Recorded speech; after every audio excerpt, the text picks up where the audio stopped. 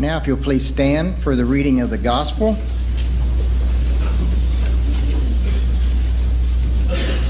The gospel this morning is from the book of Mark, chapter 6, verses 30 through 34. The apostles gathered around Jesus and reported to him all they had done and taught. Then, because so many people were coming and going that they did not even have a chance to eat, he said to them, "Come with me by yourselves to a quiet place and get some rest." So they went away by themselves in a boat to a solitary place. But many who saw them leaving recognized them and ran on foot from all the towns and got there ahead of them.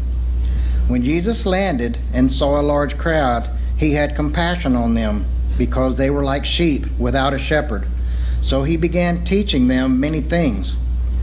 When they had crossed over, they landed at Gennesaret and anchored there. As soon as they got out of the boat, people recognized Jesus. They ran throughout that whole region and carried the sick on mats to wherever they heard he was. And wherever he went, into villages, towns, or countrysides, they placed the sick in the marketplaces. They begged him to let them touch even the edge of his cloak, and all who touched it were healed. This is the word of the Lord. Amen.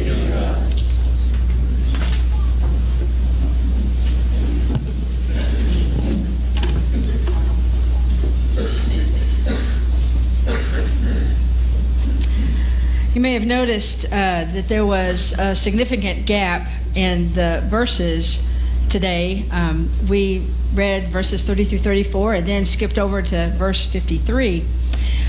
It starts with Jesus, tired and hungry, looking upon the people who have crowded around him, and the text says that he had compassion for them because they were like sheep without a shepherd. And then we skip to the last verses of the 6th chapter of Mark that tell us that wherever Jesus went, he taught and he healed and he cared for those who came to him or who were brought to him. We get the impression that something happened in the gap, and it did. And the part of the story that we didn't read this morning, we would have heard about how Jesus fed a crowd of 5,000, not counting the women and children. And he did that with a few fish and some small loaves of bread. And we would have heard about Jesus going on alone after they had done that to pray, and he sent his disciples on across the lake in a boat. And we would have heard that as the disciples were struggling against some heavy winds to keep the boat on course, that they saw what they thought was a ghost on the water, walking on the water, but it was Jesus. And as he drew near to them, he said, "It is I, do not be afraid." And the disciples still didn't know what to make of it all, because they were still trying to figure out how Jesus had fed all those people with so little food. Well, you may have noticed also that the sermon title in the bulletin this morning has a gap, a dash in it, and that's not a typo, it's not a mistake, it's an intentional reminder that something happens between the awareness of need, the awareness of suffering, and what one chooses to do about it. There's a gap between those two things. Now, the root meaning of compassion is to suffer with. That's the root of it.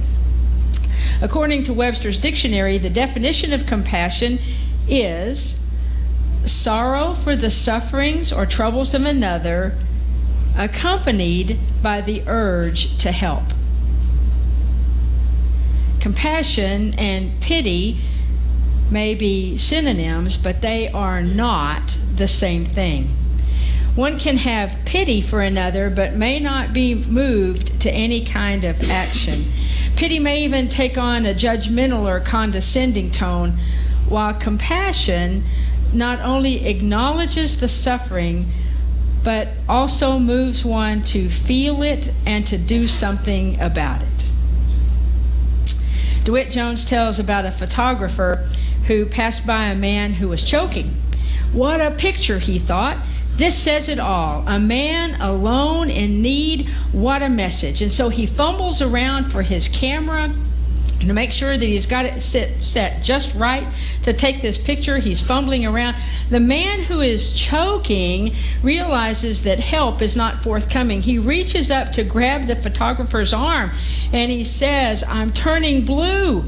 To which the photographer says, "That's okay. I've got color film in the camera." It isn't enough just to notice that someone is suffering. The verb for compassion, not the noun for compassion, the verb for compassion only occurs in the Gospels of Matthew, Mark, and Luke in the New Testament. I find that to be very interesting, that the verb for compassion. In Matthew 18, verse 27, we are told that a master has compassion for a servant who owed him a lot of money, and he forgives the debt, and he lets the servant go free. And in Luke chapter 15, verse 20, we read that the father had compassion for his prodigal son who's on his way back. And before the son can even get there, while he's still far off, the father runs out to meet him. And in Luke 10, verse 33, we're reminded about the Good Samaritan who had compassion for the man who had been beaten and left by the side of the road. And so he tends to his wounds, and he takes him into town, and he offers to pay for whatever is necessary beyond that. In all these stories, there was an awareness of suffering and an accompanying action by the one who was moved by the suffering of the other. Now, just as important, this idea of compassion has a messianic significance as well. By that I mean, it has a significance because Jesus is the role model for compassion. Compassion is one of the core characteristics of God. God had compassion for Adam and Eve when they had disobeyed God and they were put out of the Garden of Eden. God still saw to it that they had what they needed in order to live. And God had compassion for the Hebrew people who were in captivity in Egypt. He sent Moses to lead them out. God had compassion for King David after he repented of his sins. There are several references in the Psalms about God's compassion, including this one from Psalm 86, verse 15. "But you, O Lord, are a compassionate and gracious God, slow to anger, abounding in love and faithfulness."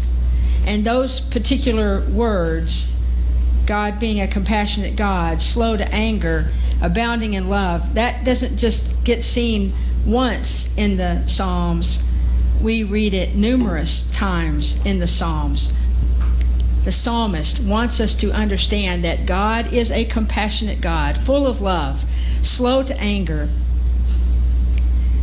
Jesus was the model of compassion, and his compassion toward humanity is a testament to his identification with us.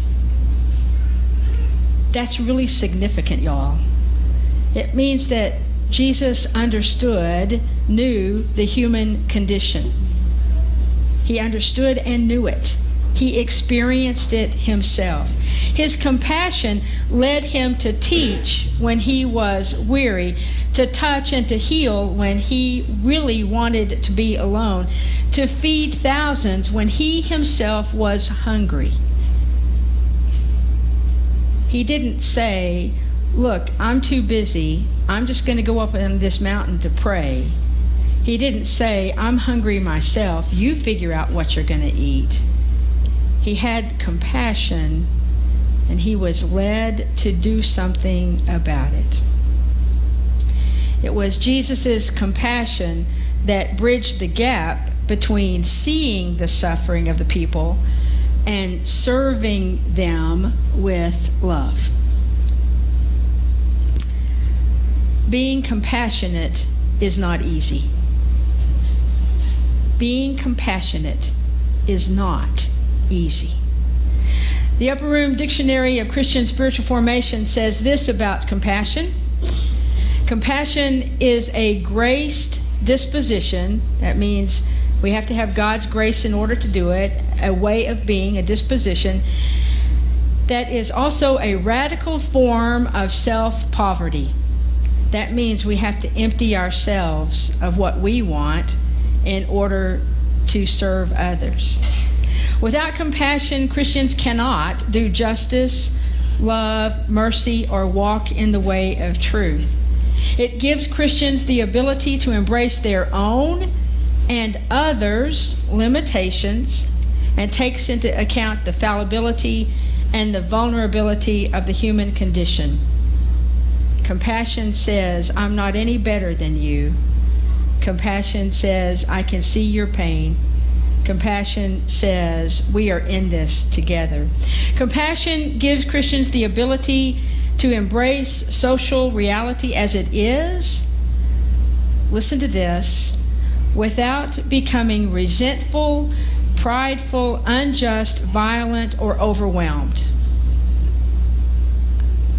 That is so important. It is so hard in today's milieu to not get a little bit disgruntled with what's going on, whatever the what's going on might be. And we are living in an age and a time when just plain old civility, being civil to one another, is disappearing before our very eyes. Compassion allows us to see social reality as it is without becoming resentful, prideful, unjust, violent, or overwhelmed. And it directs us to reform unjust conditions and situations, both for specific people and for the good of all humanity. I'm telling you, compassion is absolutely necessary in a world that feels like it is falling apart at the seams. Being compassionate is not easy. To exhibit true compassion, one must not only see the suffering of another, but be willing to give something up or to deny oneself to make some kind of change for the better.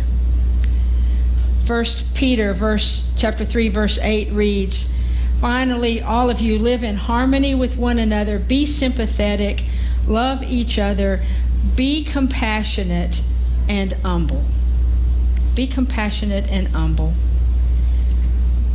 Compassion requires a humility that is God-given and is open to God's grace and control. There's an organization in Austin called Street Youth Ministry, and the founder of this ministry had compassion for the young people living on the streets of Austin, regardless of how that came to pass. Whether they left on their own, whatever the reason is that they are on the streets. Most of the youth that he and his 700 volunteers serve have actually aged out of foster care systems in states all across the nation. That's where the majority of these kids come from, are kids that have aged out of the foster care systems. They have no ties to family, and they come to Austin at least because, for the most part, the climate there is moderate enough that they can actually live on the street. The mission of Street Youth Ministry is to keep these young people alive long enough for their brains to fully mature. And just in case there are some of you here who have teenagers or just graduated folks from college, statistics say, science says that our brains aren't actually fully cooked until we're about 26. There is hope. The goal is to keep these kids on their feet, keep them alive, until they can live full and productive lives. And this may look like getting them off of drugs or keeping them off of drugs, helping them to find jobs, encouraging them to get back in school, to finish their education, to give them a place to be accountable, and holding them accountable for their actions while recognizing the vulnerability and limitations that we all are susceptible to. Do you understand what I'm saying? Do you get it? That these folks are there to walk with these kids, walk with these young people, but with an air of humility and grace that says we're all in this together. Some of the volunteers for the ministry are parents of children who have left home to live on the streets. Some of the volunteers are now mature adults who benefited from this ministry. But the majority of the volunteers are people who have seen the suffering of these kids on the streets and are moved to do something about it. From direct ministry with the youth to working to change laws at the state and national level that affect the homeless. Jesus not only felt compassion, he showed us ways to live out compassion. So every time someone donates to Hank, or to Blessings in a Backpack, or helps to build a ramp, well, he or she has the opportunity to suffer with someone else. The people who are working with Cornerstone Assistance Network of Hondo not only see the suffering of others, but they are striving to help others live full and productive lives by helping with their financial, physical, and spiritual needs. And so this morning, I have a question. Is there someone with whom you are willing to suffer? Is there someone with whom you're willing to suffer? Is there a cause, a situation, a project that is important enough to you that you are willing to experience some self-poverty in order to change things? Where are you willing to stand in the gap, the dash, so to speak, to make a difference in somebody's life? Compassion is not easy, and it's not empty. So may we take these words from Colossians chapter 3, verse 12 to heart. Therefore, as God's chosen people, holy and dearly loved, clothe yourselves with compassion, kindness, humility, gentleness, and patience. God is moved by what happens in the world. In the name of the Father, and the Son, and the Holy Spirit. Amen.